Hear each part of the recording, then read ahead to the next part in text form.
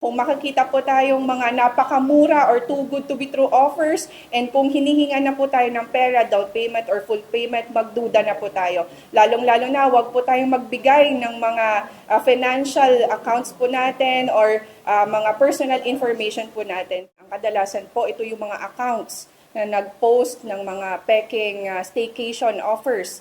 And kadalasan po, may ginagamit po silang mga companies or mismong legit na accommodation, resorts man ito or condominium. And ang mga ginagawa po nila, itong mga photos and videos po, pinopost nila sa isang account. And yung mga accounts na ito ay nilalagyan po nila ng mga comments din, mga reviews. Meron po tayong mga natatanggap dito na mga complaints regarding po sa pagdating nila doon sa mismong accommodation ay wala palang ang resort or ganitong klaseng hotel sa ganung lugar. So ang pinaka magandang gawin po dyan, pwede po tayo mag-legit check. Sa mga kababayan po nating nagpaplano magbakasyon, huwag po tayong magmadali. Lalong-lalo na kung sa social media or online platform po tayo nag-book. Since po ang mga cybercriminals ay naghahanap lang ng mga pwedeng mabiktima through social engineering.